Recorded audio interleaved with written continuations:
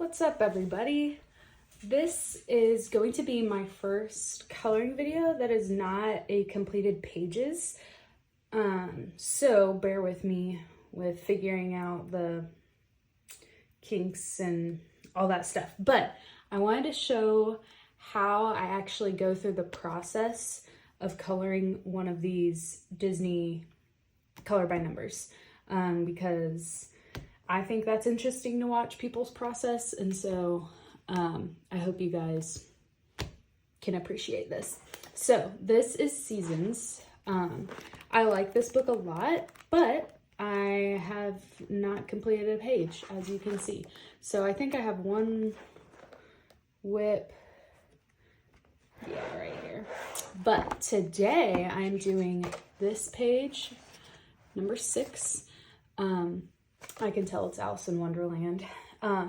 But let's go through the process. So the first thing I need to do, other than obviously picking the page, is color matching. So for me, I've been into acrylic markers right now, acrylic paint pens, and I can show you my collection after this, because my phone's on the tripod.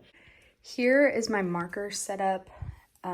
I kind of took over my husband's office because the other room was turned into the nursery, and that's where I kept all my markers. So up here, have some Tule art and Posca, and then these are mostly Tule art, and then some Amazon ones right there. And then I have some markers in here. And then these are pretty much all water-based markers, categorized by color.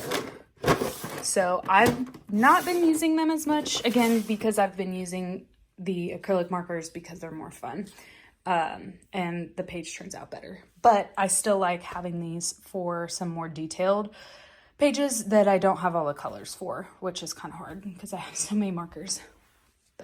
But I have this Post-it note, and I like to do the number of the page, and then I'm gonna write out all of these onto here. Okay, so once I've written out all the colors, I have this swatch book that I got from Amazon, and I filled it with all of my markers. So the first ones I have are the Arctics, and then I have Ohuhu, and then I have Tule Art, which is my favorite brand. They have so many colors. I've collected all of their sets except for like the neon and the glitter set, because I don't feel like these require neon or glitter. Then I have Arteza, and then these are water based. So like, I use these sometimes in this book, but these are the Tombow ones. I like to use every once in a while. These are random Five Below, and then these are Arteza acrylic paint. So if I'm in the mood to actually paint with a brush, I use these. I don't like how this comes out because they're not super opaque and it's just shiny. So I like the matte finish of the paint pens. And then these are Tao Tree acrylic markers. So wait, no, they're alcohol markers, not acrylic. Idiot. But I use these for other books, or I'll use them like on the very last page of these books, because the last page, the other side is just the answer sheet, and it's not like another coloring page. And then I also have Grabby, and then oops, I have more Tule art. So I have collected a lot of markers. I also have some from AliExpress, Shuttle Art, and then I just got a bunch of Poscas, which I'm really excited for. So the first thing I'll do is start with number 2. So let's do number 2 together. So I can tell this is a super light pink color. Let me see if I can zoom in. It's like a light beige color. So I'll go to my pastels. This lavender is pretty close. And I try to give myself a little grace with matching these, because sometimes you're not going to find the perfect color. So for me, this warm gray is pretty similar. So now I'm going to right on here the warm gray. So for number 1, it's black. And then number 2, I'm gonna do 16 gray. Because I'll know that that is the Tule Art marker that I want to use.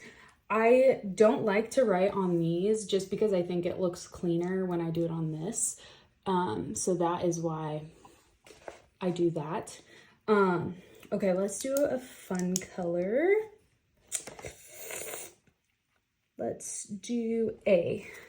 So A is like a yellow.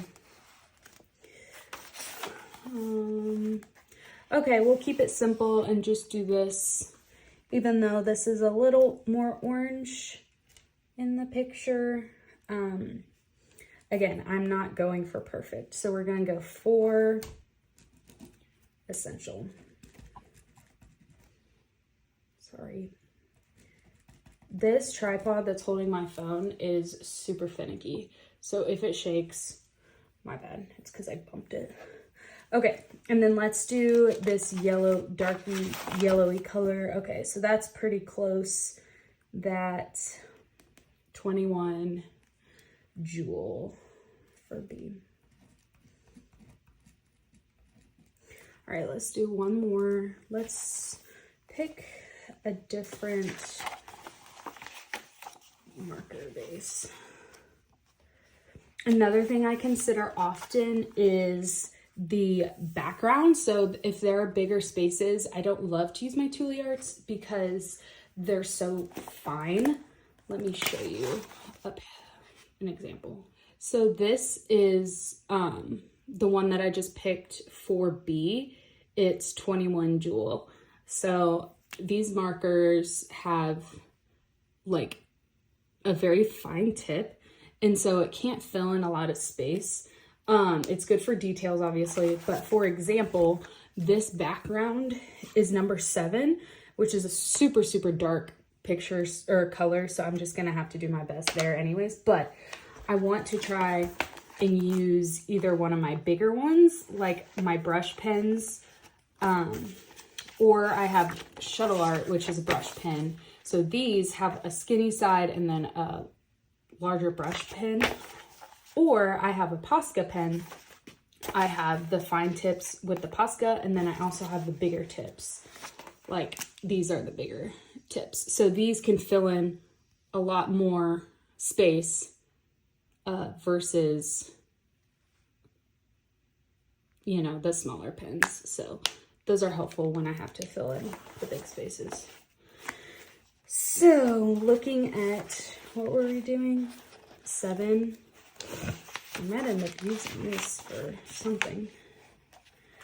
When there's a ton of super dark colors, it's really hard because acrylic paint pens don't often come in super dark colors because people use them for rocks and wood and stuff. So I have a navy blue in the Posca, so I might just end up using that because I know I have a bigger nib. Okay, now that I have written down all of the color matches for these, I go throughout all of my markers and put them in a bag like this. That way I can take it on the go because I don't necessarily have a desk space right now to do my coloring. So I typically do it downstairs, like when I'm watching TV. So it's nice to have a little bag like this. So I got all of the markers and laid them out corresponding. I'm missing one because I'm working on another page right now. So it's with that set of markers.